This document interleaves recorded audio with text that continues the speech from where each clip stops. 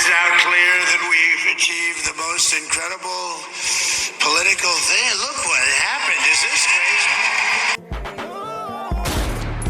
This is America. Don't catch you slipping now. See, I wasn't even about to go into that. This video is actually a recap from the first study class. We started defining a series of words found throughout the book and reviewing them in class in order to make sure that everyone was on the same page.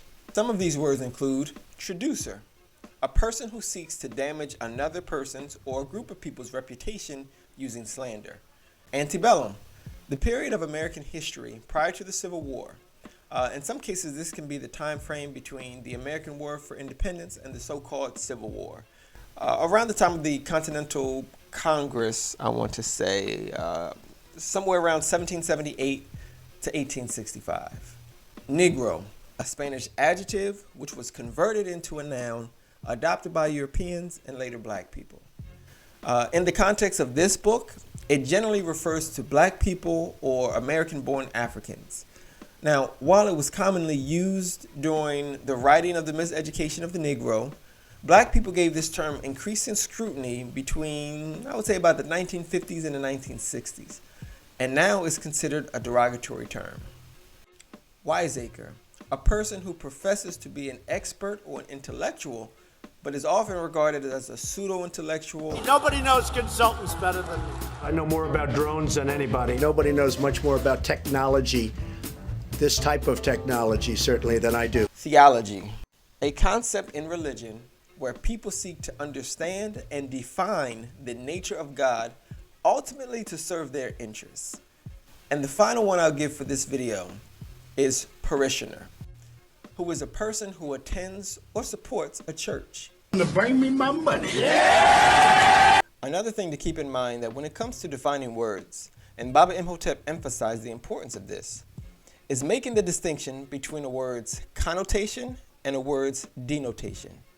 So, real quick, for those who may not be familiar with the difference, a word's connotation refers to the idea or the feeling that gets generated with the use of a word. And a word's denotation refers to the word's actual definition. So, when it comes to using words, and especially when it comes to working with black people and defining words, both connotation and denotation are important to keep in mind because black people feel words. So I'll give you an example. When it came to the word menial, we gave the actual definition, which is a job that doesn't require much skill. And we use the example of sweeping a floor. Well, in class, yes, we have defined it, but a connotation came up. And the connotation was that, oh, just because this is a job that doesn't require much skill, that it also doesn't have much value or much importance, which isn't the case. You know, sweeping the floor is very important when it comes to maintaining a household, when it comes to maintaining a community. So that is a discussion that came up, and we understood that, yes, sweeping the floor is necessary, and at the same time, it doesn't require much skill. So that is the distinction that gets made between the connotation and the denotation of the word. Next, we tossed around a few ideas as to why Carter G. Woodson wrote The Miseducation of the Negro. In conclusion, what should be highlighted is that in his time period, based on his insight, based on his experiences, he felt it was his duty to provide clarity to his people on those who came before us as educators, why they came before us as educators, what were some of the misconceptions with some of the things that they were teaching, and how we as black people need to make it right, especially for ourselves. What's sad is that in almost 100 years later, we find ourselves still missing the mark in understanding what education is. But through analyzing this book in this class, we can help to ensure that another 100 years does not pass where we're still missing the mark. Finally, we've delved into PLM's pedagogy, our CPA method, which is used in all facets of our studies. This particular method can be found in the Urban Philosophy, the Red Book, Thought and Behavior System. The C represents contextualize, being sure to put everything that you study in its proper context, its time frame, the events, the activities, the thoughts which were common during that time frame. And what I would like to suggest is that imagine in your mind to be there during that time period, not distinct from it as you're reading it, but in that time period? What are the sights and the sounds that you would see in the environment? What would you hear? What would you experience as you're reading along in that environment? Next is P, which is proper perspective. All of which we study is based on a perspective, and we all know this. Proper perspective is ensuring that your perspective aligns with the perspective of your people. Proper perspective allows you to be spiritually intact with our history and experiences in such a way that it binds you to your ancestors. It allows the lines of communication to be open.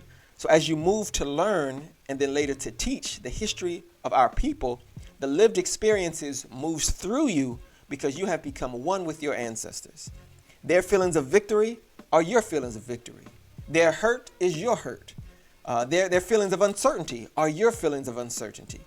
And that all comes about when you have proper perspective. Proper perspective tells us that our people were never slaves, rather we were enslaved. And at every opportunity during that time period of enslavement, we found ways of resisting. We are a resilient people who have done and will continue to do whatever we need to do to ensure that our families are safe and that our people have the justice that they deserve. Lastly is A, which represents accurate analysis. Once you have been able to understand the time frame, the social dynamics, and the area of which you're studying, and you've positioned yourself on the right side of history by taking the exclusive perspective of your people, that is proper perspective, now you can begin to analyze history in a usable way. Accurate analysis implies that you are able to understand the operational principles that existed for our people, and it allows you to better understand how social cohesion worked, what type of activities or rituals or celebrations allow for our people to come together. It allows you to understand what type of behaviors or mentalities divided our people and broke our movements apart. So for example, student training groups during the civil rights era allow for a generation of disciplined men and women who were critical thinkers, and it helped to culminate into the Black Power movement. Conversely, greed and the need to satisfy an individual ego, they have collapsed many of our movements. When we properly utilize this, we can add a fourth letter, S, which represents synthesis. The ability to take the operational principles of different time periods and fuse them together to create something that can be utilized today. It is the ability to compare across the African historical timeline to understand what type of behaviors allowed our people to function well, to develop, to grow, to understand different movements such as the Haitian Revolution and the Zulu Wars against the British, to look at them and to understand what allowed them to be successful. Well, we know that unity was a principle and a key component of that. At the same time, we can look at them and say, what aspects allowed them to kind of falter? Well, we saw on one hand, General Toussaint wanted the approval and the appreciation of the French. In the same capacity, and I hope I'm not getting them mixed up, but Cetewayo, he also, during a time period of active engagement in war, he went to go see the British. But at the end of the day, our history is our history. We love all of our history, and we can utilize all of our history. And with that being said, I hope this video recap helped. I look forward to seeing you all on this upcoming Sunday as we continue our study of the miseducation of the Negro.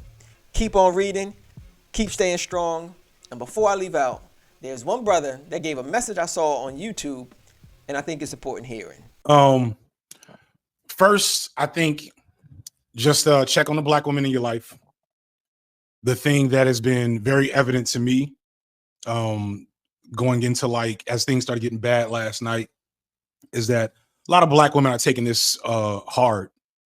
A lot of Black women are taking this very hard for understandable reasons. It was a moment I think a lot of Black women were really hoping for. Some maybe weren't letting on just how much hope they had for the situation. And most evidentiary to me is that this was a rejection of Kamala as a Black woman and a woman in general. So, you know, that is something that they're internalizing and struggling with this morning. So let's go check on a Black woman, see how she doing. With that, y'all, I am out. Health and Hotep. I look forward to seeing y'all on Sunday.